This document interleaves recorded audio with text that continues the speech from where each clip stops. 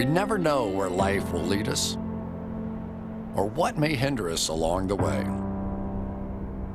But while every day can feel like one big question mark, it doesn't have to.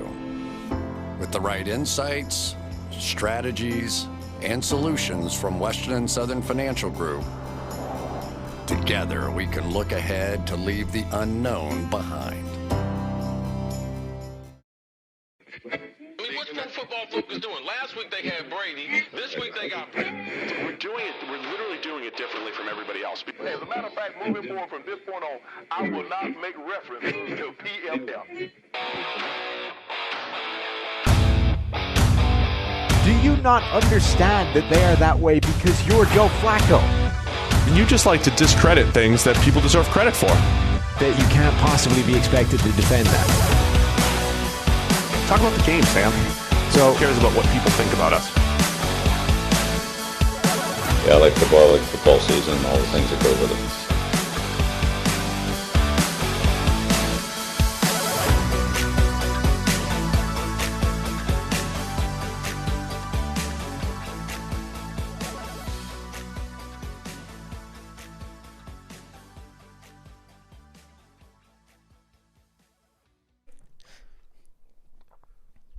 Welcome into the PFF NFL podcast. Steve Palazzolo back here with Sam Monson live on a Monday morning. You ready to go, man? what's up, Steve? You don't often get a countdown from 7. You know, usually it's 10 or 3, 2, 1 or 5 maybe, but 7 is a hell of a number to start from. Don't talk about the behind-the-scenes Oh, stuff sorry, here. my bad. Live is tricky, man. Going live is tricky. But here we are, waking up with the PFF NFL podcast. You can also wake up with the PFF NFL Daily because that's already out. So go subscribe there, PFF NFL Daily. We talk about the second wave of free agency and moves that Sam and I want to see. It's a whole separate podcast, so go and subscribe over there. We're going to kick things off today with, story time? You wanted to hear, you had this Mina tweet that's been going crazy? So it's not a mailbag email that came in, though they are coming in, and some of them are good. NFL podcast, singular. We get a lot. We're getting a lot of good ones. Yeah, NFL podcast at pff.com. Send us your email. Send us whatever you're thinking. If they're good and we read them out, one person a week is going to win a PFF subscription just as a thank you for sending us some good email. This isn't that, though. This was just a tweet that a friend of the show, Mina Kimes, put out on Twitter yesterday. Before we get into it, just this show is going to be about the biggest stories of free agency. We'll go over some of the weekend stuff. Kenny Golladay becoming a Giant, which we almost kind of broke on the podcast on Friday. Well, we did break. It just wasn't true at the time. Right. So we'll get into all that stuff. But start with this Mina tweet and what's happening. So Mina tweeted yesterday, what is the stupidest injury? So, you know the way, it's always the tweet that does well that has, a typo or a bit of bad grammar in it? So what is the stupidest injury you've ever occurred? Which I'm pretty sure is not English, but you get what she's saying. She's a writer. Yeah. Anyway, she says she'll go first. She popped her jaw last week by brushing her teeth too vigorously. It still hurts. Anyway, this thing has gone insane. It's got 4,500 replies, 6,000 quote tweets. So I figure we'll start off by finding out what ours were. I'll start because mine's not tremendously interesting, but I can fix it with a story about somebody else, which is the funniest injury I've ever seen happen to somebody. We used to warm up before football games with something that we termed reaches, but I've never seen I don't know if there's a technical term for them. I don't think ever seen anybody else attempting them, so it might just be that this is a bad thing to be doing. But it was sort of you run along the line, and it was like mini skips where right arm, right knee goes straight up in the air, and then left arm, blah, blah, blah. I'm picturing it. Yeah. So just landing from one of those, I rolled my ankle so badly that it ruptured something called a bursa sac, which I didn't know was a thing until I went to the doctor, and they're like, yeah, you've ruptured a bursa sac right there. And shredded ligaments in my ankle. It was by far the worst sporting injury I've ever done. Happened just from landing from 2 feet up in the air in the course of a warm-up. So I never did those again. That's embarrassing. Yeah, it was pretty bad. By the way, the best response to me is that I saw so far is the guy that got hurt dancing at the wedding. Do you see? That's one of the first. It has over 1,000 likes or whatever it is. That was pretty Emmanuel awesome. Achos is pretty good. Did you see his? I didn't see. I just saw the guy had pictures of him falling at the wedding. And it was he amazing. said he ruptured his MCL reenacting the story of him rupturing his MCL. That's tough to top. Yeah.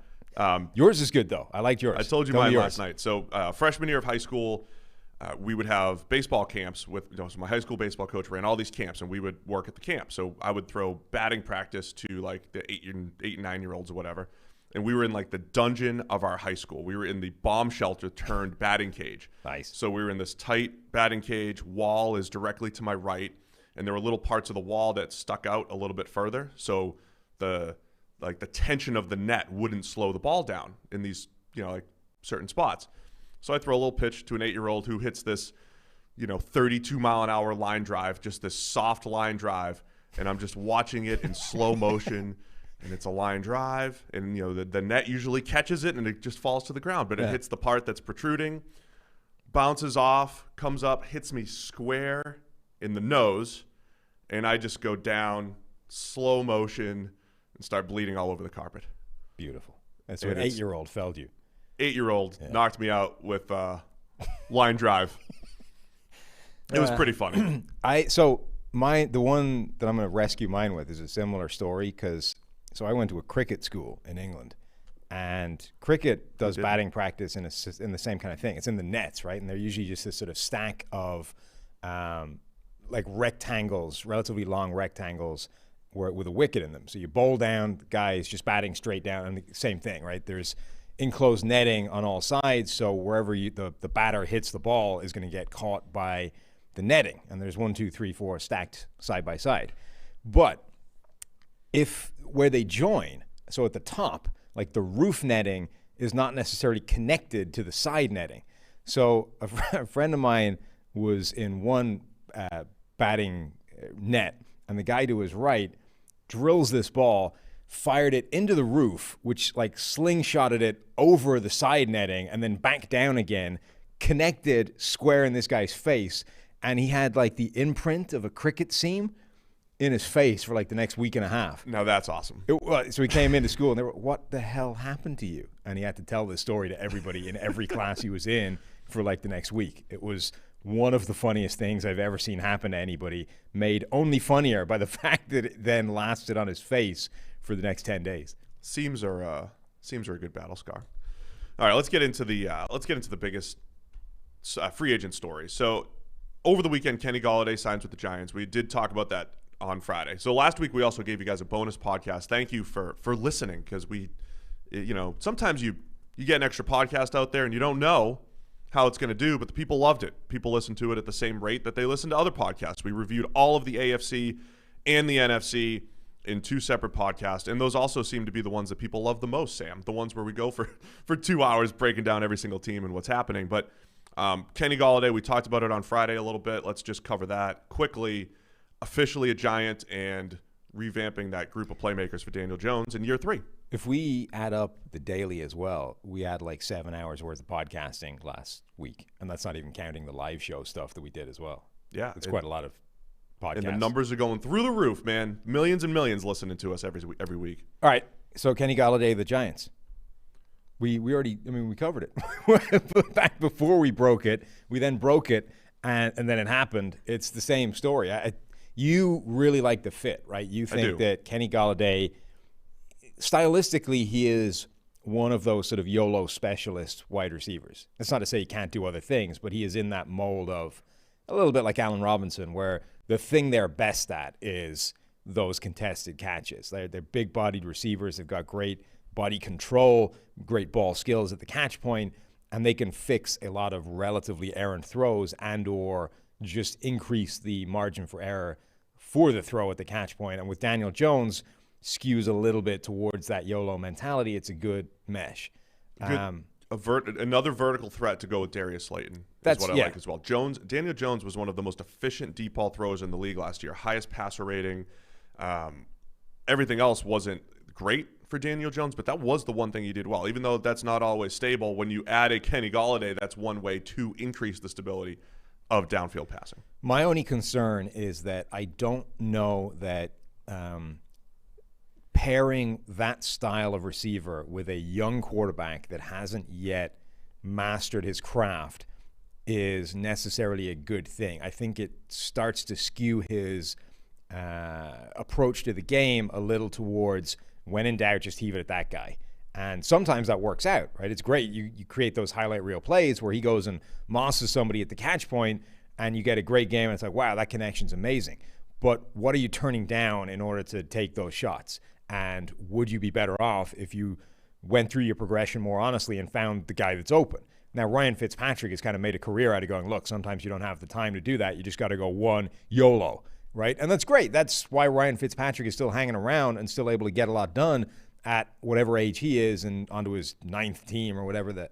Our age. Yeah, but like there's also a reason that Ryan Fitzpatrick has never been a great quarterback. Like he's limited. He's not able to go through his progression time after time after time and buy the kind of time he needs to find the open guy the way an Aaron Rodgers or a Patrick Mahomes or those other great quarterbacks have been able to do.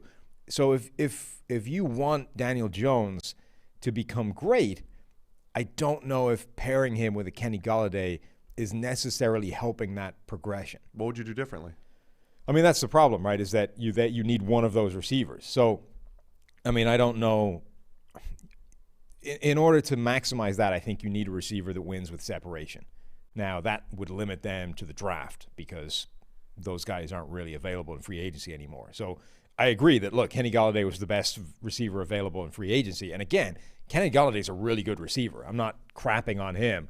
I'm just saying that if your sole mission in life right now as the Giants is to make Daniel Jones as good as possible or to maximize his ability to be great, I think there might have been better options than Kenny Golladay or better approaches, better ways of attacking that.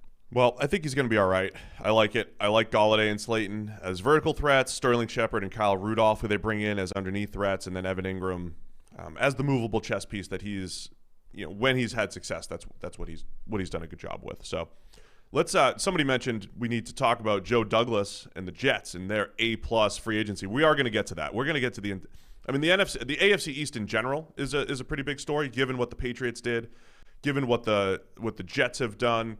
And then, old AFC East people like Nick Caserio and what they've done with the Texans are an interesting story. But I want to start with the Patriots because they are one of the biggest stories of free agency. They've spent the most money. They've made the most moves. And Robert Kraft has some new quotes out there. New England Patriots owner, Burt Breer's Monday Morning Quarterback article. It's a good read over at, where is it? MMQB? I assume so, yeah. I've been confused with some of the changes over there, but Burt Breer's article. Do you want me to read these Kraft quotes here, Sam? Go on, hit me. Couple highlights here. It's very exciting. Look, we want to win. We're spoiled. This is Robert Kraft. We got used to winning all the time. That's our objective. It's a very competitive sport.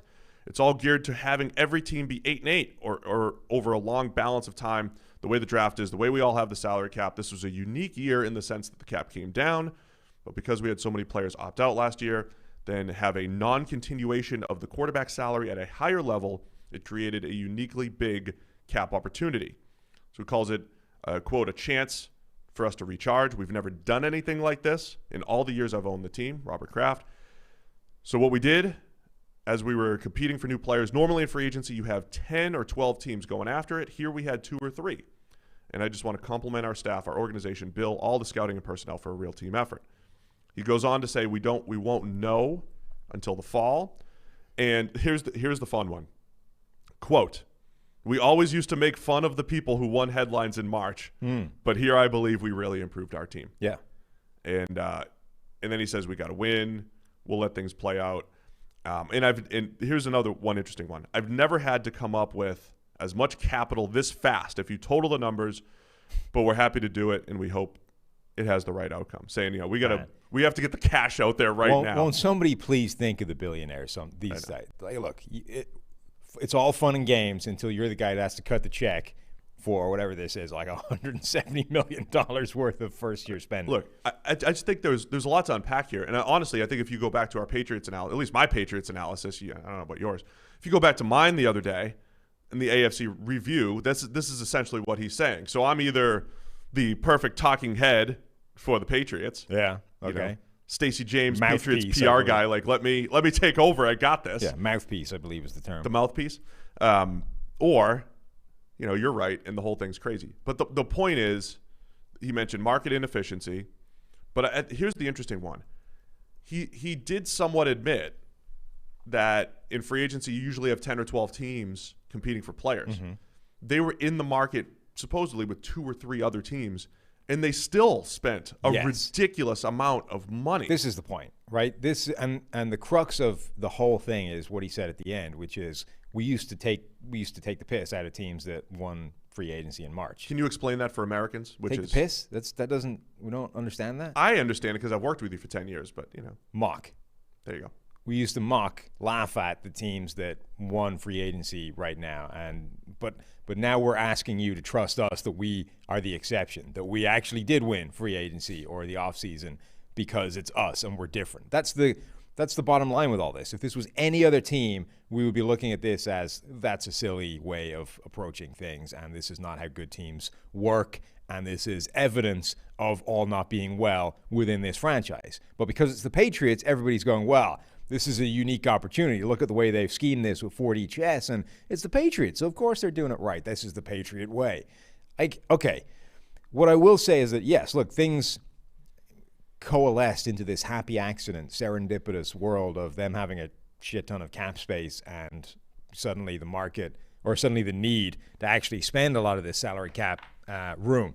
But the one thing you got to look at is, okay, yes, you had the money to spend and the need to spend the money, but look at where some of the money has gone and why are some of these numbers so high?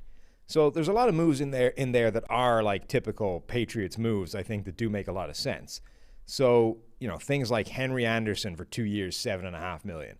That's really not a lot of money for a guy that is consistently above average to solid. A ton of signing Kyle Van Noy again, a guy that's excelled within your system and nowhere else. Again, 2 years, $13.2 million, not a lot of money. That's a good move. There's a bunch of these small little additions that are good, solid moves in there. Then you have things like Nelson Aguilar, 2 years, $26 million in a year where wide receivers can't buy a contract anywhere. Kendrick Bourne, 3 years, $22.5 million. Jalen Mills, 4 years. Where was the one that really jumped out to me was Judon? No, Judon again though more than I think, but I get that one. It's Dietrich Wise, bringing back Dietrich Wise for a 4-year, $30 million contract, 10 of which is guaranteed. Dietrich Wise was a player where you look at it and say, that guy feels like he's been held back and buried within this New England system because he doesn't really defend the run that well. And actually liberated from this defense, he might be a dramatically better player. And yet that's the team that has sort of paid him significantly more money than you would have thought he might earn if he got a different shot somewhere else. So I guess my point is simply, it feels like they've overpaid, not universally, but in a lot of these situations. And if all you were doing was battling against 1 or 2 teams, why has the price been driven up so consistently across all of your signings? Yeah, and again, I think the proper analysis here for the Patriots is just looking at 2021 versus 22. I think this year they are going to get better. All of those players, whether they were making $2 million or $10 million, make this team better, right? They have more guys, far more guys to throw to. The main point offensively is they have more ways to win. They actually have pass catchers that they can trust. Their current pass catchers, Jacoby Myers, we'll see if Edelman's back. We'll see if N'Keal Harry's actually back. But just moving those guys down the depth chart makes this team better. Matthew Judon is a good Patriots-like movable chess piece type of player. You'll drop into coverage. He'll rush the passer. But is he actually better than Josh Uche, who's already on the roster? As a very good pass rusher last year as a rookie. So look, I think they're better next year. I keep going back to 2022 because next year in free agency. I mean, so here's my proxy for it. 2 years ago, they traded a second rounder for Mohamed Sanu, which I thought, in a vacuum, wasn't the worst thing in the world. I was wrong, but in a vacuum, it wasn't the worst thing in the world. The Patriots had some desperation. They had lost Antonio Brown. They lost Josh Gordon. They're trying to make one last run with Tom Brady. Second rounder for Mohamed Sanu. Then you get to the draft, and you see the talent on the wide receiver board last year. Guys like Deebo Samuel went is that the right year? No, this was last year. But last year, in the last couple of years, who have we seen go in the second round? We've seen Deebo Samuel be a second rounder. We've seen A.J. Brown. Last year, we thought was one of the best wide receiver classes ever. And you're like, wait, you just used a second rounder on a half season of Mohamed Sanu. essentially. I think that's what we might get into next year at this time. I guess the Patriots. Well, just saying, like the Patriots get a little bit better, and you look at the free agent class of receivers, and you're locked into Nelson Aguilar here in 2022 for $15 million, and Hunter Henry for $15, Jonnu Smith for $9, Matthew Judon for $16. Sorry, Jonnu Smith for $13. You're going to look at all these guys who are good players, and they're going to be making twice as much as other good players. I think generally I have been too negative on their spending spree this free agency, but it's because I think what I'm doing is misdirecting the negativity. It's not that the Patriots overall are undeserving of negative attention. It's that it shouldn't probably be specifically directed at this spending spree. Now, I think they have overpaid for a lot of these players, but the overall point is they had money to spend, they needed to spend money, and they will be better in 2021. So those three things together, it makes it very difficult to argue that this was bad, like net, you know? So they have got better. They have done some good things. The problem is that I do think that this spending spree is indicative of a franchise that's gone off the rails over the past couple of years. You don't make this kind of spending spree if everything is in good order and things are going well and you are already in a pretty good situation. You make this kind of spending spree because suddenly you're in a pretty big hole and you're making one last like desperate heave to bring it all back in one go. It's like, you know, a gambling debt, right? We are in the hole. We need one big win to bring it all back, get back to 500 and then walk out of the casino even without. But the problem is those big gambles don't always pay off. So I think what we're looking at here is the Patriots have just found themselves in this bad situation where they've allowed this roster to be eroded over the past couple of years. And some of it was because they loaded up for that one last go around with Tom Brady, which worked. I mean, they won Super Bowls off the back of it. But some of it is they've just made too many bad decisions. And that really, when you look at a lot of the teams that are in a bad situation in the NFL, that's what it boils down to, right? You went on a run where you screwed up too many talent evals, whether it's the draft, whether it's free agency, or a combination of both. If you miss too many consecutively, you just end up too far behind the eight ball, and there's almost no way of pulling yourself out of that without flipping the script and going on a run of just nailing a few evaluations. Doesn't this just show how valuable Tom Brady has been through the years, Yes. though? Because, yeah, they used to sit there laughing at other teams for doing this because they could go into the offseason and not do a whole bunch, and they could grab a couple role players and, you know, Brady will fix all, right? But at the same time, the years that they were more aggressive, there were 2 or 3 times throughout the dynasty where the talent got depleted and the Patriots were like merely a 12-4 type of team, merely an AFC, conference championship participant. And then they rectified that, right? After 2006, they're like, wait, we can't do this anymore. With they literally the worst receiving core in the league in 2006, they said we're getting Randy Moss and Wes Welker. After 2013, we can't just give Tom Brady undrafted free agent wide receivers and not so good second-round wide receivers as rookies. We have to go get a Brandon LaFell, and we have to, and we have a healthy Gronk. We have to actually make some moves. And they went and got Darrelle Revis in 2014. So the old Patriots teams used to be like, make a few nice moves and be good, or make a few aggressive moves. Stephon Gilmore was an aggressive move, and turn into super teams, essentially. But now these are necessary moves where we always talk about range of outcomes. And if you sign 10 free agents, the range of outcomes gets wider and wider the more you sign. If they all hit their peak, just using, say, wins above replacement, if they all hit their peak and you get a half a win from this guy and a quarter of a win from that guy, it all pays off.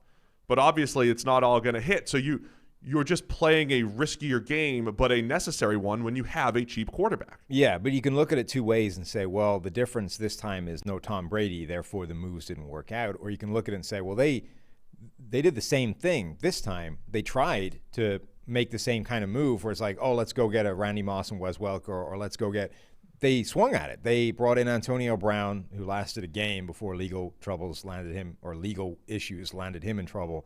They traded the second-round pick from Mohamed Sanu. They were tempted back into the first round of the draft for a wide receiver for the first time since, 2006, to draft N'Keal Harry. The problem is the 3 moves, the 3 swings you took struck out each and every time. And, you know what they say, Steve, 3 strikes and you're out. So that's ultimately what it comes down to is, yeah, Tom Brady not being there certainly didn't help. On the other hand, I think the big issue is you just struck out too many times with your evaluations.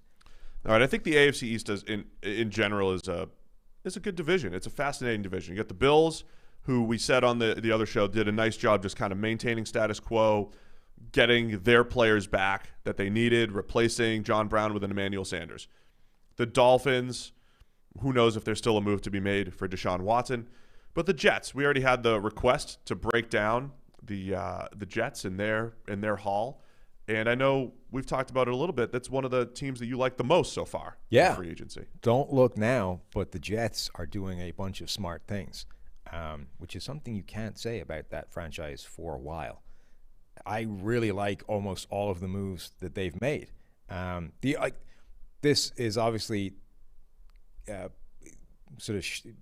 the only issue is that they still have no real solution at quarterback, which is now look, the draft is still coming. I'm not saying that they should have done something now. I'm just saying that for all of the love that we're going to throw their way, it might not mean anything if they can't find an answer at quarterback. I'm going to connect those dots. Let's discuss what they've done in free agency, and then Mike Renner has a fresh 3-round mock draft on the website, and I think it's worth looking at what the Jets did in that mock draft. So let's go through that. Carl Lawson is in, Corey Davis is in. Let's go through the Jets' moves really quick again, why we like them, and why they have an opportunity to really turn this roster over with all this draft capital. So the Jets haven't had a top-tier pass rusher for years now. And, okay, they've run some defenses where you would say it isn't the highest priority in the world, but, new coach coming in, edge rusher is definitely a feature of his defense. Carl Lawson, I think, was arguably the best pass rusher available in this free agency at the point where Shaquille Barrett was taken off the market. He wouldn't have been the highest, he wouldn't have been the biggest name or the most coveted, I don't think, because he doesn't have the sack numbers. But this is a guy coming off a season with, I think, 64 total pressures last year, which resulted in 6 sacks. He has by far the best pass rushing grade of these guys on a consistent basis. I would say that is the best pass rusher in terms of the edge that the Jets have had since John Abraham. And he hadn't, when was the last time he played for the Jets? 2005? You're going back 15 years since the last time the Jets had a pass rusher as good as Carl Lawson. So I think that one they nailed. You could have gone with a Bud Dupree or another higher priced, higher name or bigger name, but I think Carl Lawson was the right move. It was 2005. Yeah, there you go. See? Yeah, he was good. You bring in Sheldon Rankins. I think that's a great lower level insurance policy on the defensive line, a rotation guy, a guy who at his peak when he's healthy has been worth that first-round pick. Corey Davis and Keelan Cole come in and try and repair some of the receiving core that they've had there. Pair them with Denzel Mims, with Jamison Crowder. Suddenly that's a pretty good little group that whoever the new quarterback is has to throw to. Even just the throwaway moves they've made. LaMarcus Joyner for a 1-year, $4.5 million deal. And they've said to play safety, which is always his thing. At slot corner, the guy has not been good. At free safety, the guy has a PFF career grade in the 90s. So, yeah, we've seen him bounce. He went from slot corner to safety, back to slot corner in that one peak year and a half or whatever it was at safety. And he's getting older now, so it's not like it's a slam dunk the way it might have been a few years ago. But for a 1-year, $4.5 million deal, move him back to free safety and see if that still plays, that's great business. Yeah, and then, the Sheldon Rankins deal, they get him for 2 years, 8.5 guaranteed, 17 million total. Sheldon Rankins is one of those guys. It was just the potential's there, right? Yeah. He's shown the flashes through the years. So adding him and Carl Lawson along the defensive line, adding LaMarcus Joyner at safety, as you said, to a specific role to play opposite Marcus May, love it, and just continue to throw resources at wide receiver. And retaining Marcus May, franchise tag, right. Keep him in the building. That was the beginning of it, right? That was the beginning of this offseason move. So I like Renner. So Renner's got the mock draft up. And look, this should get Jets fans excited. And the fun of mock drafts is when you see a team that has so many picks, you just kind of see the possibilities and what it's like or how much talent they could potentially add. I like Renner does, everybody's got to try to have some clever write-up on each player. He's got 3 words on Trevor Lawrence. No one they could have signed in free agency is changing this one. And that's it. Trevor. It's essentially, the mock is how free agency changed the draft, right? So Trevor Lawrence goes number 1. he gives Zach Wilson to the Jets at number 2. And I think there's your quarterback. So now we're building and rallying around Zach Wilson. So what do you do beyond that if you're the Jets? At 23 overall, this is the Jamal Adams pick. Renner goes with Kwity Paye, who's number 1 on our edge defender list, but not sure if the NFL, I don't know how they value him. A guy that's had some production, but we've mentioned before, there's no Chase Young in this draft. There's no Bosa in this draft. The edge class could be all over the place, but Kwity Paye comes in to play with Carl Lawson. I mean, between the two, you're probably going to find an elite edge rusher. So I love that at 23. Then you get at 34, Dylan Radun's offensive tackle from North Dakota State, potential starting tackle. You put him on the right side. You got Mekhi Becton on the left. There's a need filled. And then at 66, round 3, Afiadu Melifonwu. Another Melifonwu who just crushed it. The Melifonwus are really good athletically. Just crushed it at his pro day. The dude's huge, Shocker. moves well. Yeah. And who knows what he ends up being. But if you talk about a massive corner, that could be a fit, round 3. That's great. And then Amon-Ra St. Brown, another third rounder, another wide receiver from USC who's probably a second-round caliber player as well. So, man, that's the potential that the Jets have when you sprinkle those draft picks around the free agent moves that they've made. And this team could be one of the most improved in the league this year. Yeah, when you start sketching out like an ideal scenario for the Jets, that gets pretty close. Just if you were only drafting for the Jets and you were trying to pick out a great draft for them, it would end up pretty close to that. So for him to sketch out that scenario in the process of a 3-round mock draft, that would be outstanding return for the Jets. Look, I think they've done a lot of smart things. They're moving in the right direction. It all hinges on nailing the quarterback evaluation, whether it's Zach Wilson, whether it's Justin Fields, whoever it is. And even if it's, I hate the idea, but even if it's, hey, we think that Sam Darnold can be salvaged here and we're going to build around him. And look, his situation has been wretched between supporting cast and coaching and the offensive system he's been in. We believe that he's the guy that can turn it around. And we are the people that believe or that agree with Dan Orlovsky. Look, if they're right, that's it. It all hinges on them being right on that one move to validate everything else they've done. I want to go to, where did I want to go? The Houston Texans, because as we were talking about the biggest stories, you wanted to talk about the Texans. Yeah. And it's really about, I'm looking at the PFF free agency tracker over at PFF.com, and the way my screen is, usually you could fit like 2 teams. So we have a list of all their moves. You could fit like 2 or 3 teams on my computer screen at a time here. The Texans, all of their moves don't even fit on my screen. Did I read all these the other day? I know I did, but there's a lot here. They've signed everybody. Yeah. Every third-class free agent is going to Houston. No offense to anybody. And Desmond King, which could be a steal. And they've been trading. But, receivers. Alex Erickson has been added to the mix. Dante Moncrief. Ryan Finley got traded for. Cole Toner is in there. They are bringing players in left and right. And it does seem like the Texans' goal right now is to solidify roster spots 43 through 53. That is their goal right now because these are the players that they're signing. Yes. It's a strategy. To their credit, there are teams out there in free agency where you look at what they've done and you say, I don't know what the plan is. Based on the external evidence. Obviously, we're not in the meetings with these guys deciding what the strategy is. All you can do is judge off what they've done. Yeah, strategies revealed in action. Yeah, and there are teams out there where it doesn't look like there is a coherent strategy. You have no idea what they're doing. The moves seem fairly random. It doesn't speak to any greater plan where everything slots into place. The Texans, there's a plan. This is a very coherent strategy. It's all of a very similar ilk. We are acquiring low-value, decent players for the most part that we think can upgrade the bottom 20 positions on this roster and would therefore presumably move this team forward. The question is, what are you doing with the first 20 spots in the roster? To be fair, these guys will start too. But that's saying, not a good thing. Right. These are guys that normally are, a lot of them are backups or solid players or role players, but Terrence Brooks is going to start at safety, likely. or has a chance to. Desmond King will be a starter. Kevin Pierre-Louis at linebacker will have a chance to start. Justin McCray at guard will have a chance to start. Malik Collins, interior defensive lineman, he'll play. So they have a lot of guys that are going to play. But, yeah, they're all 1- and 2-year contracts for a team that's rebuilding. So at some point, the moves need to be, who am I getting for 4 years? Say like a Tyus Bowser deal. 4 years, $22 million. This is the Baltimore Ravens. Young player, his second contract.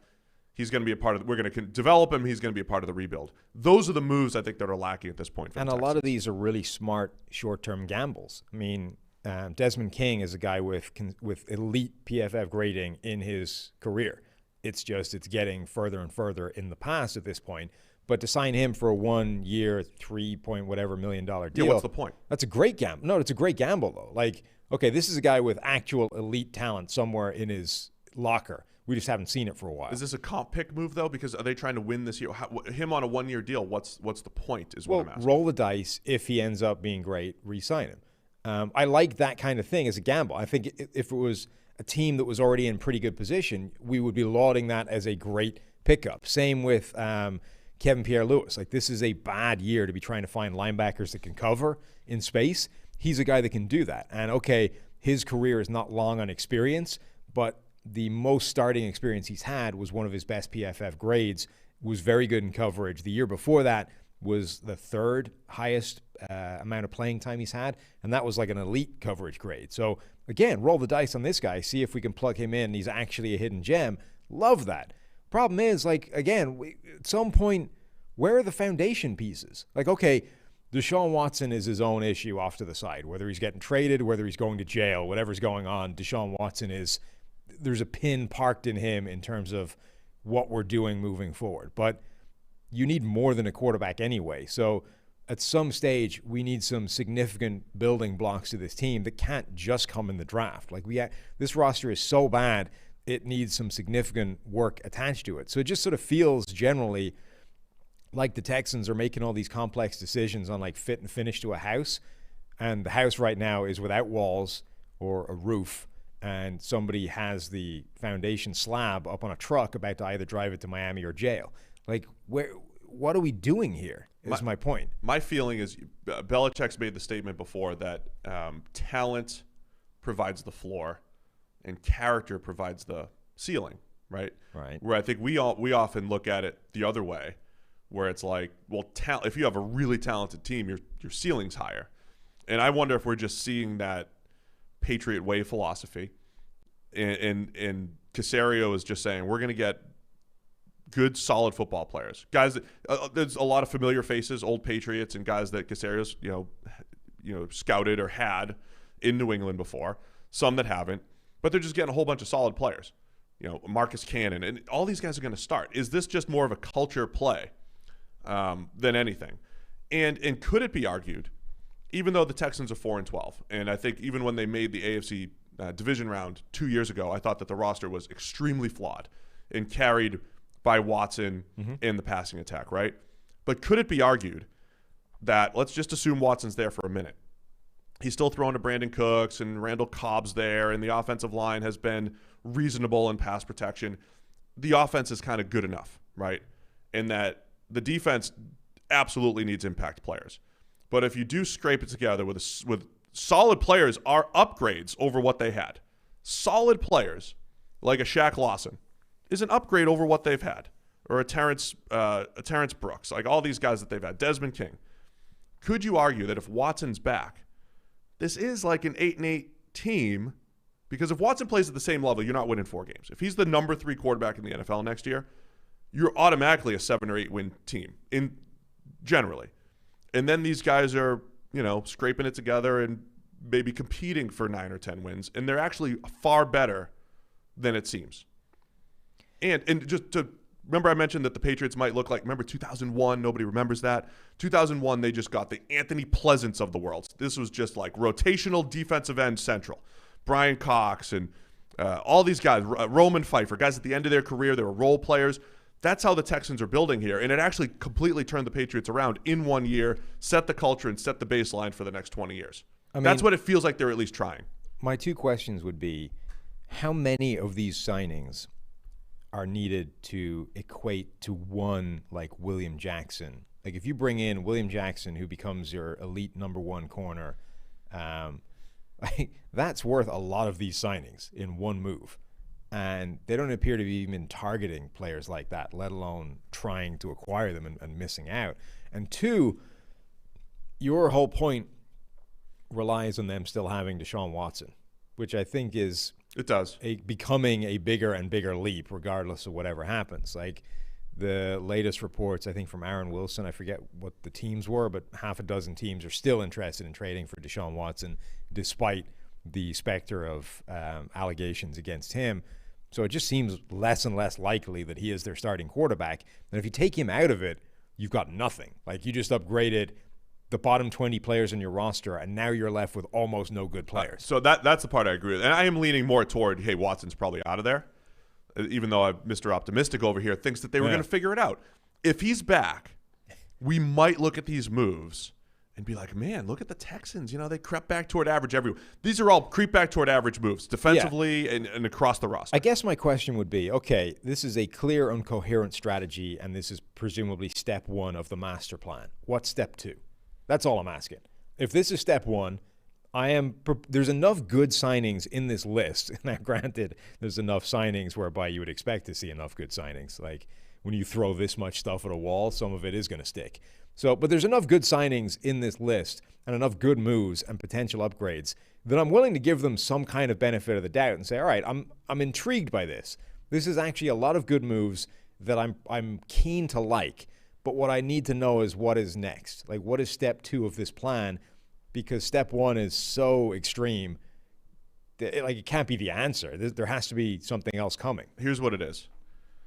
They sign all these guys to 1 and 2 year contracts because they need to field a team this year. Players have to play. Sure. They've been depleted of draft capital, which is why they're lacking impact players. That's why I'm looking at their roster right now, just their projected depth chart on defense for next year. Nobody graded over 71 last year, right? They're where they are because they lacked draft capital.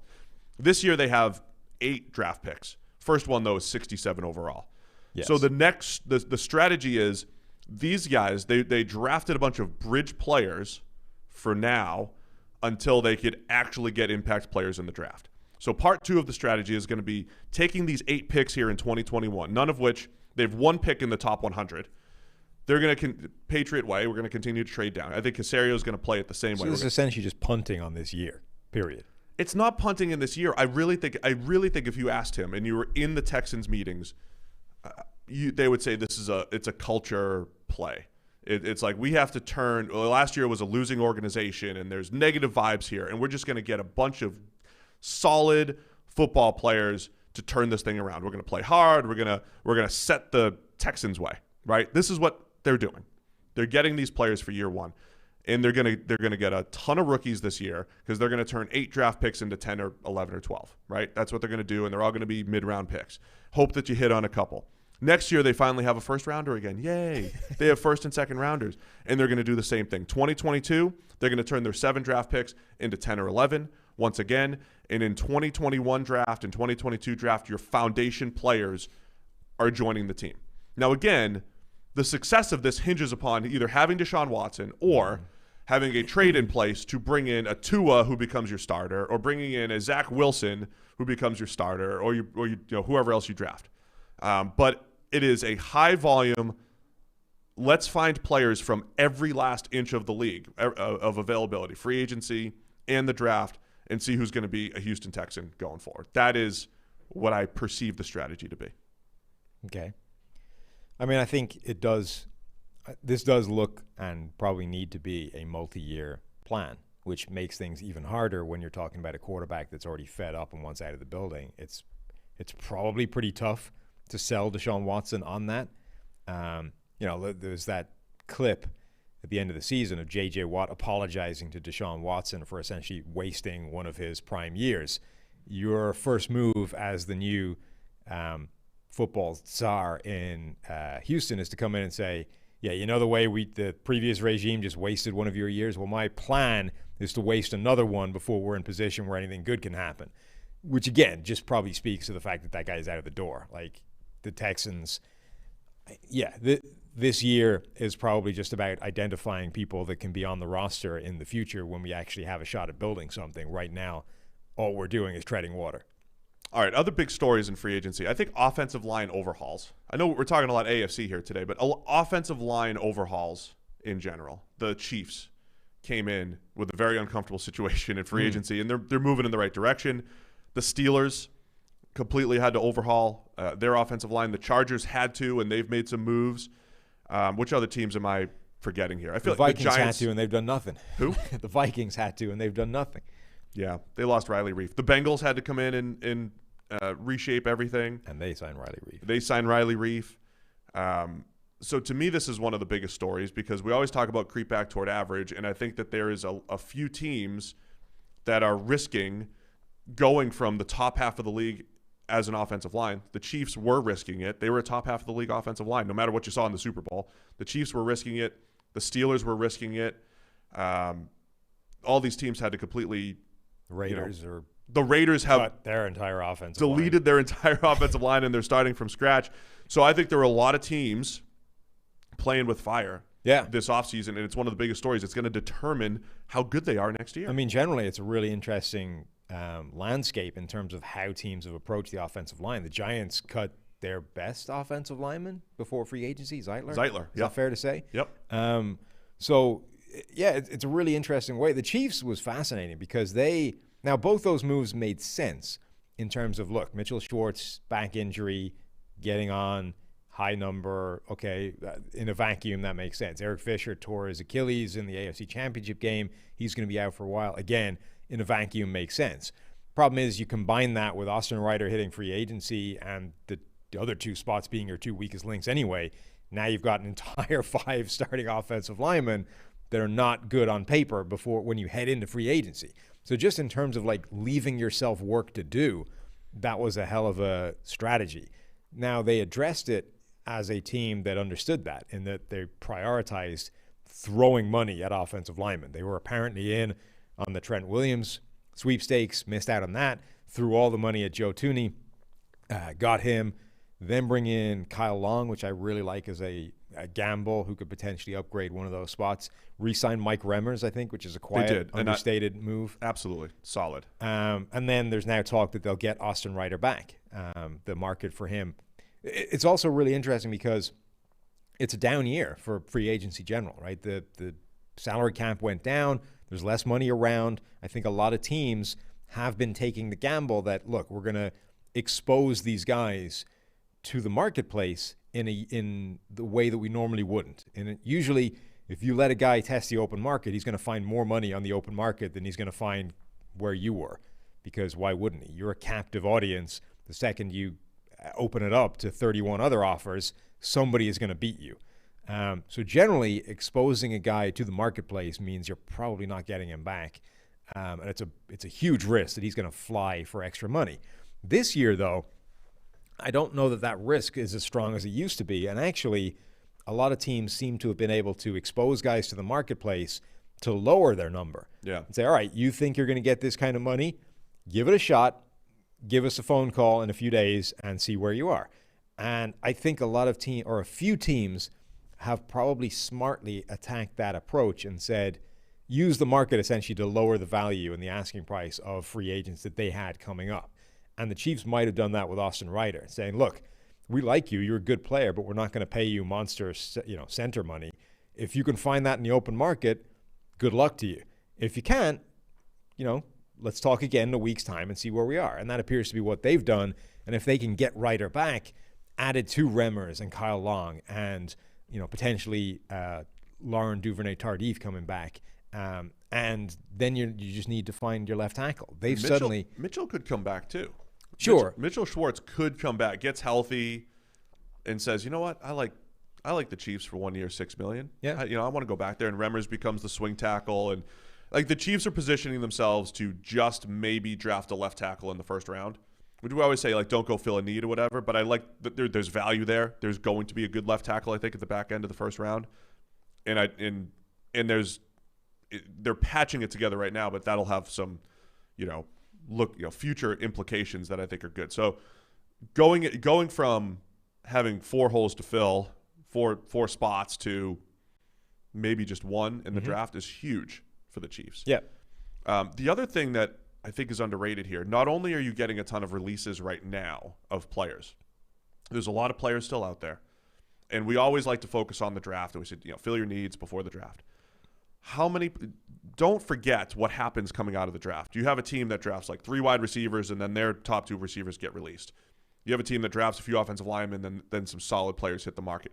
I think we're going to be sitting here in May and June, and a lot of good players are either getting released or still unsigned. Yeah. And you're still going to be able to pick up valuable players, which again goes back to this Patriots strategy of throw all the money at players that only have 2 or 3 other competitors. Are there going to be a lot more Nelson Aguilar level players out there for a fraction of the price this particular season? I think there will be after the draft. If you have the discipline to draft honestly and then hope that what is still available can plug an area of need after the draft, it's not the worst thing in the world. So the Indianapolis Colts, I think, are a fascinating case study because they're a team that doesn't like to go crazy in free agency spending in the first wave. They like that second wave of free agents, but they're also a team with a glaring need at left tackle and a quarterback that more than most needs decent offensive line play. Carson Wentz is a huge question mark right now, and even at his best has been a player who suffers more than most quarterbacks when put under pressure. So we really need to make sure that his left tackle is at least halfway decent and not a reason that he stays as bad Carson Wentz.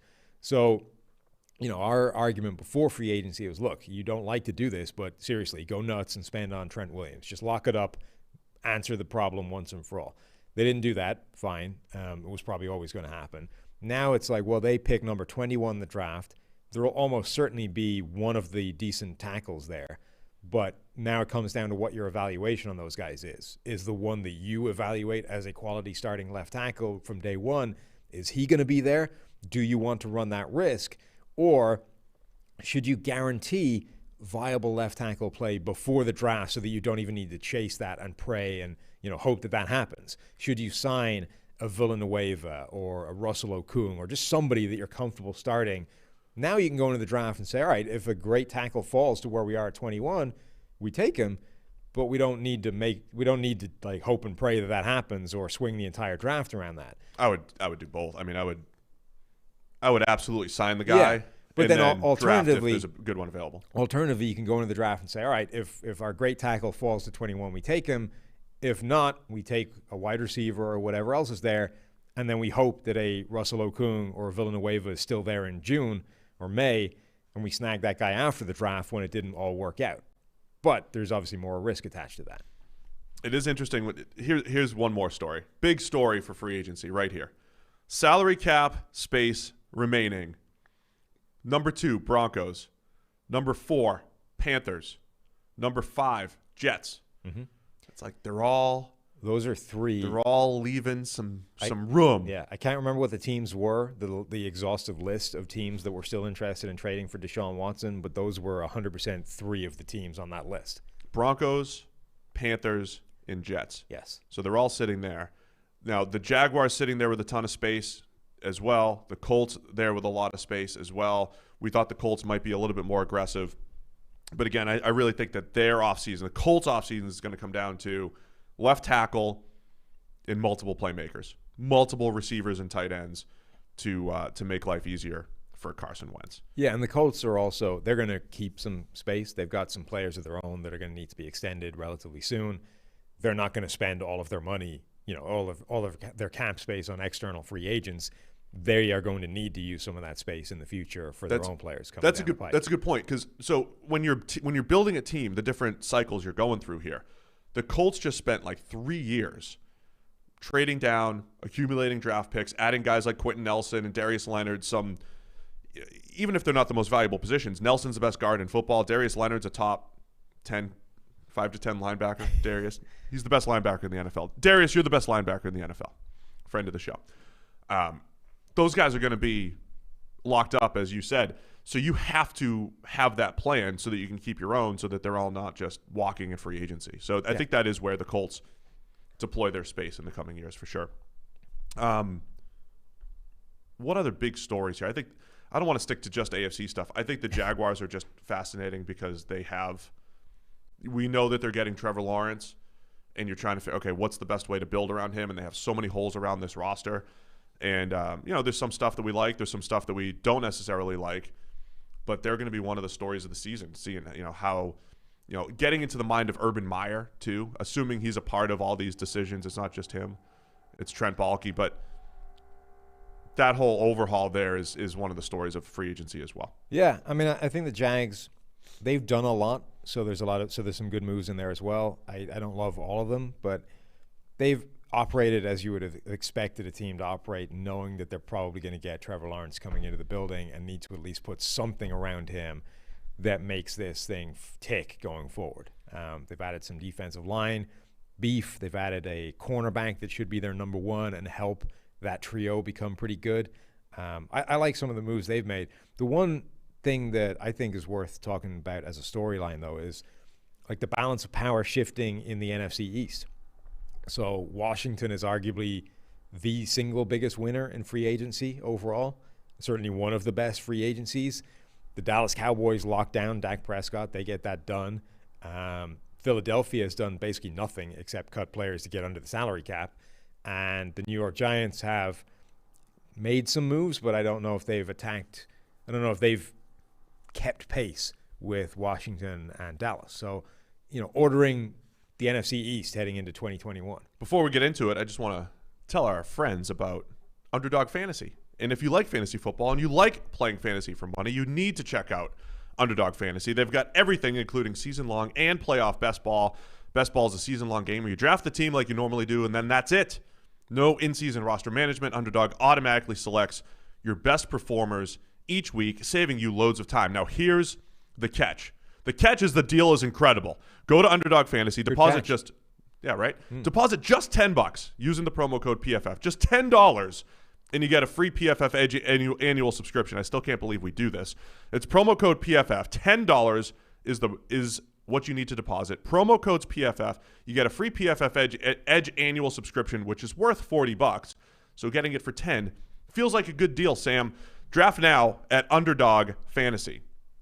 So you want to unpack the NFC East. Let's reorder it, so to speak. By the way, I was wondering, were we reaching the point where the Washington football team was going to become the Washington something else? I think they said we're going one more year of WFT, they right? Announced with there's a website dedicated to the rebrand, which I didn't know. But anyway, that's recently released a statement saying the new identity will not be ready until 2022. If Fitzpatrick leads them to like a couple playoff wins or whatever, I think the silhouette should Fitzmagics. Yeah, it should be like the Fitzmagics with the beard. That would be great. Beard silhouette. Yeah. Speaking of, where's our faces? I don't know, but we're in Cincinnati now, apparently, in the studio. Yeah, we're live from right outside Paul Brown Stadium. This thing moves. This whole room. It is beautiful. Shifts. It's a beautiful morning here in Cincinnati. It's nice. Yeah. We should do some on location. We should do it from like Reds opening day in a couple weeks. It's a big day. We celebrate the parade and all that stuff. I don't know if they're doing it this year, but they used to celebrate opening day over here. Yeah. So let's just set the tone here. The NFC East a year ago at this time looked very clearly like it was, hey, Cowboys and Eagles, and then the Cowboys and Eagles are at the top.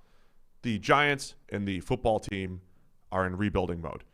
In the reality of what happened last year, Dak gets hurt, so we don't really know what Dallas would have been.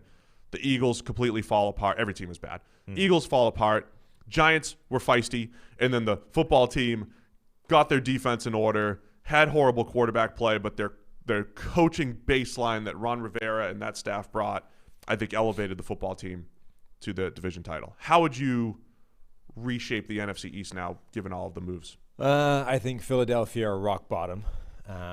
I think the Giants are probably next, and then I think it's Washington and Dallas battling it out to be the best team in the division, and one of them might actually be, above 500 and a good record. So I agree on Dallas and Washington. I think as much as Jalen Hurts didn't necessarily impress down the stretch, at least us, I know there was hype.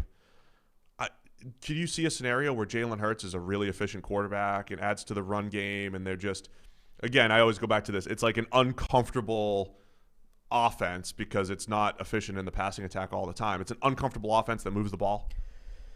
So Jalen Hurts is interesting for me because I was a lot lower on him coming out than other people as a prospect. So when you've only seen a guy play for like 3 or 4 games, your priors have to be a big part of that, right? Of your evaluation of him going forward. Yeah. A huge percentage of that must be what you thought of him before he played any games. And what I thought of Jalen Hurts was not as good as other people did. So I don't love his potential ceiling right now because I haven't really seen much to suggest that it's higher than I thought it was when he was coming out. He wasn't as good as the hype when he initially came into the lineup. He did make a dramatic difference to the offense overall, but a huge part of that was just he isn't Carson Wentz right now. Like Wentz was just in this death spiral of hideous play that was dragging everything down with him and played his way to the bench. Wentz enforced that change with his play the way Marcus Mariota enforced the change in Tennessee. It was a move that wasn't planned, shouldn't have happened, but was basically thrust upon the team because the quarterback was playing so badly that it was sinking the ship. So Hurts made a difference, and it was a notable and obvious difference. But I think most of that was just you're not Wentz, and that takes you a step or two higher than the offense has been going before you have to evaluate anything.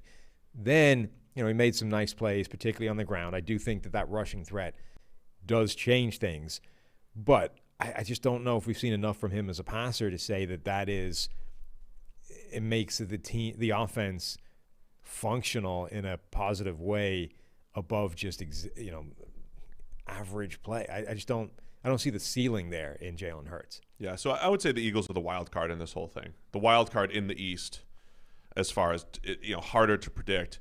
The Giants improving the receiver situation for the first time under Daniel Jones. I think it's going to depend on Galladay's health, and we'll say Jones' development in year 3. I'm still of the mind I don't know that he necessarily gets a lot better. I just think his outcomes could be all over the place in any given year, given his style. Yeah, their offensive line now becomes a real issue, or not issue, but the thing that determines their ceiling. Like they added receiving help to Daniel Jones. Now you got to make sure that he stays upright. Again, Daniel Jones is a pretty critical quarterback in terms of needing protection, not for the same reason. His play under pressure doesn't fall off the same cliff that Carson Wentz does, but Daniel Jones has that obliviousness in the pocket thing. So the larger the pocket you can create around him, the better for Daniel Jones's production. Like the less opportunity there is for somebody to just come in unbeknownst to Daniel Jones and swipe the ball out of his hands, the better. True. One of our astute listeners, as I said, who's the best team in the NFC? Astute listener says the Rams. Ah, yes. We had a not so astute listener criticize you for calling the Rams an NFC East team the other day. So sorry, we have to explain the joke. You don't want to have to explain the joke. The Rams beat every NFC East team last year. They're not going to play him this year, though, right? They only play the Giants last year. Just the Giants. Yeah. That's it. So Rams picked up Deshaun Jackson. That's worth the story too. Yeah. Who plays the NFC East this year? What are the divisions? First, I believe the NFC South. Okay. So the Bucs, Saints. So the Bucs could be the NFC Bucs might win champs. the NFC East, and then the AFC West as well. And with the 17-game schedule, I forget, how's that 17th game determined? Man, we need to do a whole show on how much I hate the 17-game schedule. I like more football, but isn't your thing though strictly that it just messes up the records? Yes, which have already been messed up by increasing the games in the past. Yeah, but that was like 30, 40 years ago. We've so now, it doesn't count. No, we just have like a new. Screw you, Jim Brown. You played in the '60s. I don't care about you. We have a new baseline of records, and and then when we add a 17th game, there will be a new baseline of records. Yeah, I don't That's want how to this works. I don't want to start again. Career records, like Matthew Stafford's going to be the all-time passing leader. You know what you are? You are the people.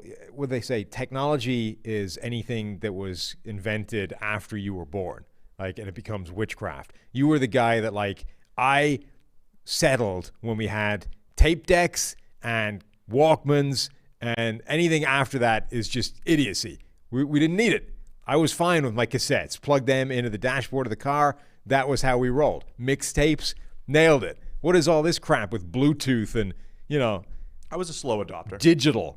I don't need any of that. That's you. That's basically your argument right now is, we're already here. We made the advancements. Now just stop advancing. Stop moving. Leave it. We've already done it. Slow adopter. That's me. You fear change. That's what we're talking about here. I embrace it when necessary. Apparently it's necessary because it's happening. All right. So NFC East, I like football team in Dallas at the top. The draft is gonna bring that together. Dallas rumored to be looking to trade Michael Gallup. Do you think that's? I think it's the right move because I don't think you're going to be locking him up in the future. Yeah. And so as much as our strategy, get 3 to 4 really good receivers, you're putting your quarterback in the best position to succeed. Amari Cooper, CeeDee Lamb, you have those guys. It's just a pain in the ass to maintain 3 or 4 receivers is the problem. It is where Dallas are, right? It's like we're not going to be able to keep him, so let's get him now. But is this where you wide receiver 3 now for you becomes let's trade Michael Gallup, get some draft picks in return for the future, and sign a T.Y. Hilton who's still out there, right? And so also, those the moves you can make to kind of maintain that trio? Did they re-up or is he just still on the roster? But Cedric Wilson is a guy that can play. And has been buried on that depth chart because they've had those guys ahead of him. You throw one of those. I mean, I don't know what they're going to get from Michael Gallup, but let's say it's a mid-round pick. Just use that mid-round pick on a wide receiver. It's a great wide receiver draft again. Let that receiver compete with Cedric Wilson, and maybe one of those guys can become Michael Gallup for cheaper. Plus, you've got other holes on the roster. We still need help, Dallas, in the secondary, along the defensive line. But they're a team that loves to draft for need. Like they are going to be hammering that first-round pick on a cornerback, assuming he's there. Yeah, but I think the value should match up as well. But I'm just saying, like, they are a team where you can pencil in whatever their biggest need is going to be where they throw their first-round pick. So Dallas, and then the football team we mentioned on the Daily a little bit and on the NFC podcast last week. Look, they're making all the right moves. William Jackson, Curtis Samuel, the ones that at least on paper seem right, and then Ryan Fitzpatrick improving that quarterback play from far below average to Fitzpatrick's been top 15 the last 3 years. Yeah, if you are not capable of being in the Deshaun Watson, the Russell Wilson sweepstakes, or the top quarterbacks in this draft, Ryan Fitzpatrick was the play. And I include over Carson Wentz. Like Washington, Indianapolis made the Carson Wentz trade precisely because they didn't want to be in the position that Washington were in, which is not having a real shot at a top quarterback and having to settle for Ryan Fitzpatrick. I think having to settle for Ryan Fitzpatrick was a better gamble to take than trading what could potentially be a first-round pick for Carson Wentz. So from that perspective, I think Washington absolutely nailed what they had on the table in terms of quarterback options. Eric Eager, the doctor, he's going to be writing this week, or he's already written this week, something about the Ryan Fitzpatrick contract, Andy Dalton. I can't remember if he puts Cam Newton in the same bucket. Essentially says that these $10 million quarterback contracts, am I missing someone there? The $10 million QB contracts, Jameis, are good for the NFL. And I think he's considering it not necessarily a market. Taysom Hill. Yeah. He's he Dalton. is. Did he say Dalton? He said Dalton. Okay. Yes. I think he's considering it almost like a reset of the market. But I didn't hear all of his points. I'm not sure if I completely agree with that. I feel like those are quarterbacks that are in the 20s. The NFL perceives them as QB 25, 30. Fitzpatrick included, even though he's played really well. But they're getting $10 million contracts, which are not bad for the salary cap. We've seen that a Cam Newton contract, which is up to $13 million, allows the Patriots to go nuts if they want. The football team can make some big signings here and what have you. What are your thoughts on that? Because we've talked a lot about like resetting the middle class of quarterbacks, which I think is more Carson Wentz, Jared Goff. That's the middle class of quarterbacks when you talk about long-term plays. But this is the strategy we had talked about last offseason. Do you get Cam Newton, Andy Dalton? These guys are all starting caliber quarterbacks. Ryan Fitzpatrick. Do you go? Are these the teams that are going to start going year to year and just grabbing whoever they can for $10 million? It's probably a step in the right direction. The problem is this whole thing gets complicated by how early you have to decide on quarterbacks. You essentially have to make two significant calls on a quarterback throughout his career. You have to make the initial call, which is when you're drafting him. How good is this guy in the NFL? So Trevor Lawrence, Zach Wilson, Justin Fields, Trey Lance, Mac Jones, how good are they going to be? Call number one. Then after 2 or 3 years, you have to make call number two, which is, okay, now we've seen them in the NFL. Are they legit? Like, are they for real? Are they perennial Pro Bowlers, all pros, because now we have to pony up $100+ million and make that call again. And that, when you have to make that decision, is this interesting tension between, like, the earlier you make that call, the cheaper the number is, the cheaper the contract is, the cheaper it is for you to do that deal. But the less information you have, and the bigger the chance is that you get it wrong. So this is the Carson Wentz, the Jared Goff thing, Dak Prescott, all that class are a really great example of this whole scenario, where the earlier you make the call, the bigger the chance is you screw it up and you end up saddled with this Jared Goff, Carson Wentz contract, versus Dak, where they strung that out for as long as humanly possible, and the number just kept going up and up and up and up, and Dak signs for this monster deal because there was no drop-off ever. So now you're in this world where, in an ideal scenario, guys like Carson Wentz, maybe not Wentz, but Jared Goff would be a great example.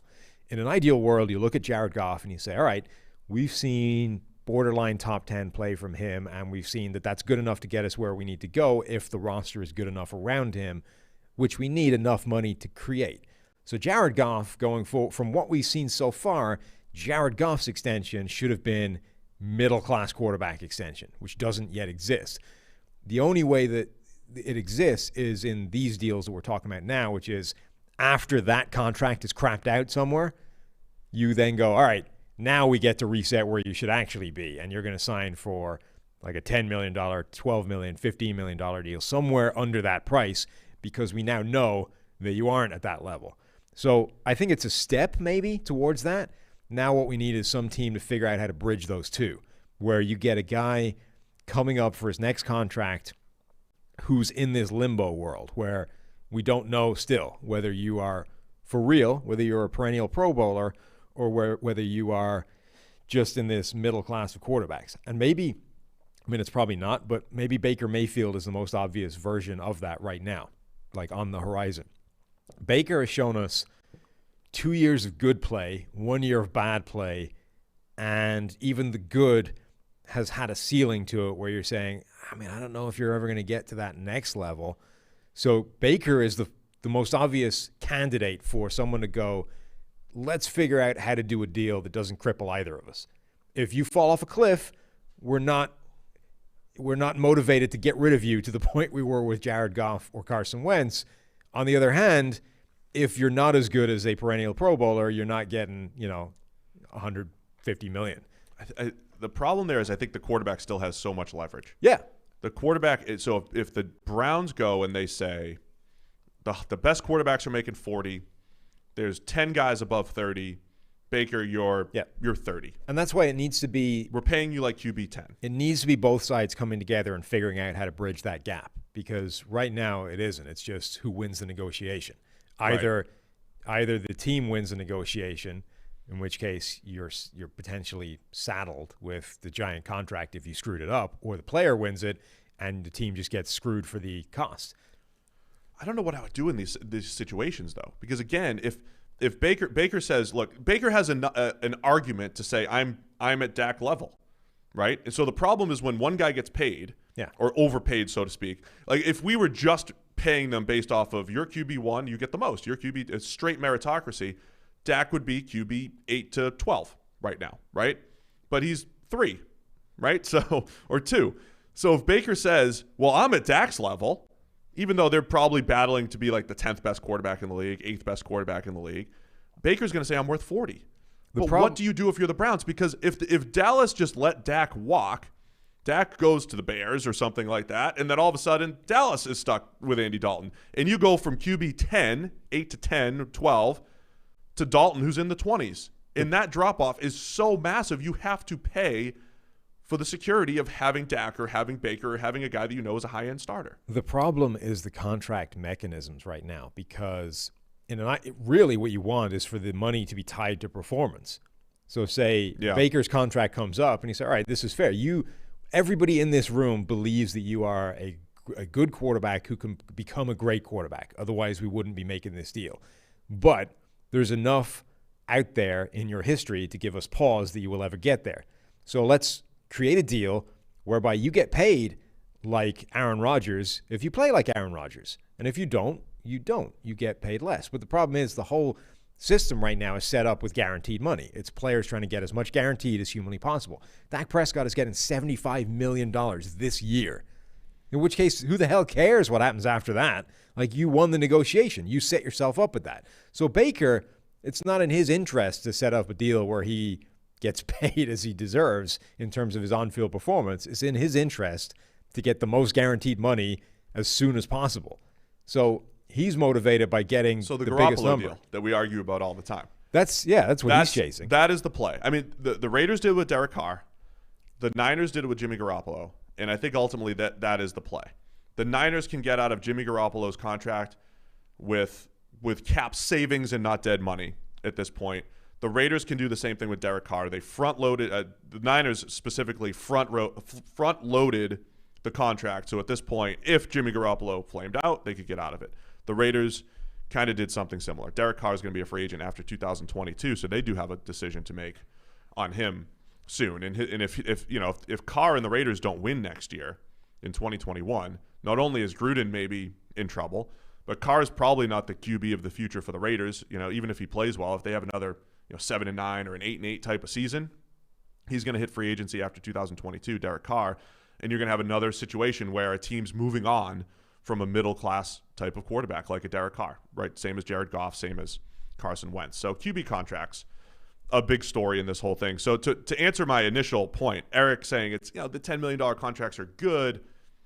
I don't think we're there yet for the true middle class quarterback. I think contract. They're good, but I think they're only a step in that direction. The big puzzle is the one that we just talked about, which is that dynamic, the second contract for a quarterback. How do we figure that out so that at the moment is too binary? It's either you're Mitchell Trubisky, we're not picking up that deal and you're going somewhere else, or it's congratulations, you have passed the litmus test, you're getting $150 million. There needs to be something between those two extremes where and that's what the fifth-year option is kind of designed to do, but it doesn't really. That's the problem that teams need to work on and players need to work on right now. The $10 million quarterbacks in the next wave is a step in the right direction, but that's the big issue right now is how do we create a middle ground between those two extremes? The Patriots' strategy of making sure, if you have one of those $10 million quarterbacks, going all in on the rest of the roster though is the move, right? Because you can't just roll with Cam Newton or Marcus Mariota or Ryan Fitzpatrick or Andy Dalton with you can't have a middle class quarterback in a middle class roster. If you have a middle class or lower tier quarterback, you have to have an elite roster to even have a chance. And that's the strategy. The only other note I have as far as like big stories here is the edge defender class or free agent moves here. I just think there's this, we talked about Carl Lawson and Bud Dupree and guys making a ton of money. It feels like these contracts were all over the place. Some guys made high-end money. Leonard Floyd made a lot of money. Trey Hendrickson made some money. Matthew Judon. But then you have guys like Tyus Bowser, who we said the drop off from a Matthew Judon to a Tyus Bowser, is that enough to warrant double the money essentially? So I think the shrewd teams, Hassan Reddick was a steal. Yeah. On a 1-year deal. I think the shrewd teams are mopping up. This area here. I think generally this free agency period is going to show a lot of differences between smart teams and not, because this is a unique situation in terms of money available, in terms of salary cap shrinking, and generally speaking, when you ask teams to think on their feet, smart teams do it well, dumb teams don't. And one thing that's interesting is the Patriots saying in a normal year we're up against 5 or 6 different teams, and this year it was 1 or 2. How do you know? Who's telling you that? The team that you're bidding, the agent that you're bidding against? Well, even if you do know, you would be less inclined to overpay for players. If the market is smaller, you'd be less inclined. So it doesn't, whether they know or not, the results are still like, man, you guys overpaid. Yes. But my point is maybe this wasn't true, and the only information there is what's essentially coming from the agents or other teams you can glean information out of, none of whom are particularly incentivized towards actually telling you the truth in this situation. So that is a piece of information that should not come to your attention through means that you have access to. I bet it's a piece of information that should only really come to your attention through people that are actually disincentivized towards telling you the truth. I bet you have a feel though, because if you've negotiated with the same agent, and last year he's like, man, I got 8 mystery teams here battling against you, and this year he's like, yeah, it's just 2 other teams, and you just have a feel of who you're talking to. We're in this weird world right now where there's less money to go around than normal, and because of that, contracts are all over the map. And I think you've highlighted well that edge rusher, maybe more than any other position, is where that was manifested the most, where the contracts are just crazy. But I think generally, just seeing how teams have reacted to this strange world where most teams don't have money, there's a lot more players getting cut and dumped onto the market than usual, and less money to go around to sign them all, is kind of interesting. And we're not over with this, right? The second wave is usually where the best business is done.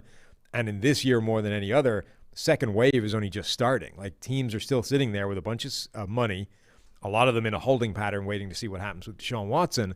But there's a lot of good players still available who might be able to get picked up for like peanuts before we head into the season. So a team like, you look at the team like the Vikings, and you're like, they haven't done anything to fix that offensive line, which sucks. And it's like, well, that's a failure. They're done.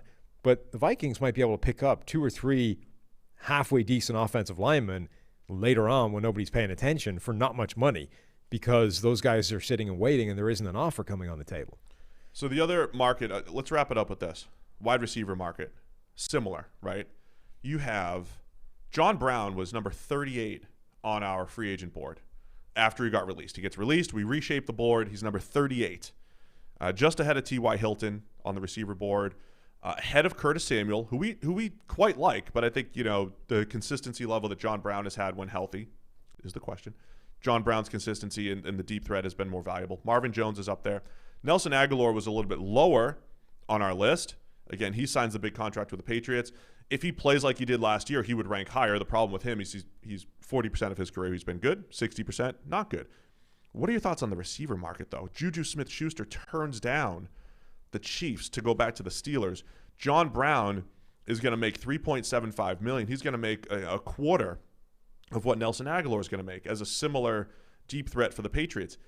We love building with receivers. We love adding these guys, but man, there are steals to be had here if you're patient. Yeah, and again, being able to exploit what is now a 1-year target market for a lot of players, because the salary cap went down this year. The TV deals just got announced. The cap is going to, not spike, but it's going to go up in the subsequent years.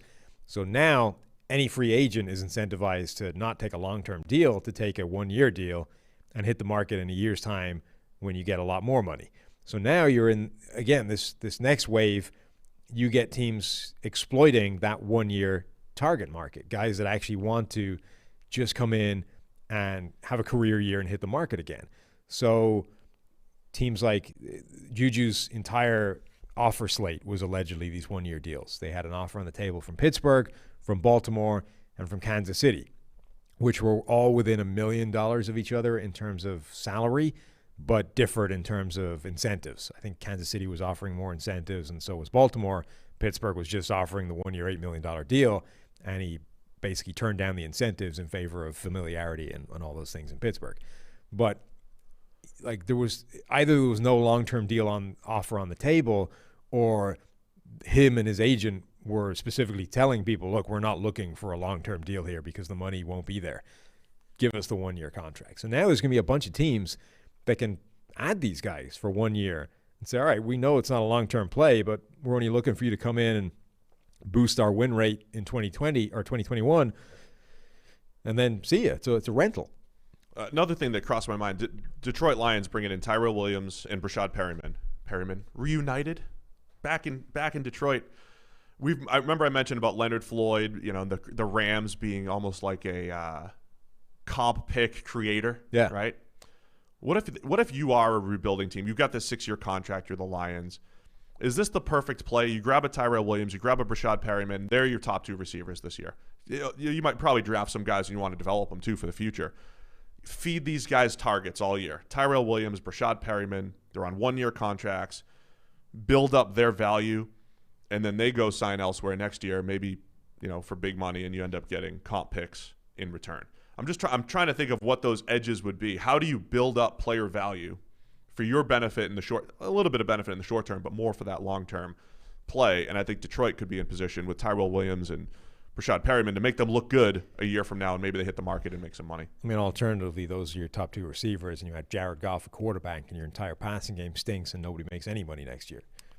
Yeah, your passing game might stink, but you're going to pass a lot, right? Receivers, volume stats are what sell receivers. So it doesn't matter how good your quarterback is. Receiver production is more based upon game flow than it is quality of quarterback. How did right? that work out for the Jets last year? Well, that was bad. Yeah. Well, nobody was healthy, so they couldn't. Oh, I see. There was nobody that played. If they had a guy that played 16 games, you would have had like Braxton Berrios with 90 catches or something. And he would have looked good. I don't think if somebody was if Tyrell Williams and Rashad Perryman are the top 2 receivers for the Lions, they go 2-14 and they stay healthy the entire season. Tyrell Williams is going to go 75 catches for 1,000 yards. Rashad Perryman's going to go 60 catches for 800 yards, and they're going to look good. If they stay healthy, they're going to get targets. No, whether Jared Goff grades at 60 in PFF grade, if he's a 60 grade or an 80 grade, high volume passing attacks breed this. Your fantasy tip here: find teams that are going to pass a lot, and that's where you're going to get valuable receivers. Yeah, I don't think. I mean, from a statistical standpoint, I don't think that's an answer to generating your compensatory pick system. I'm saying it could. Yeah, I think. I mean, if there is an edge to be had there, I think, but it is in the Aaron Donald specter of the world, which is understanding what is unique to your system and your roster makeup that effectively makes a position easier to succeed at than normal, and knowing when you can therefore cut bait and move on.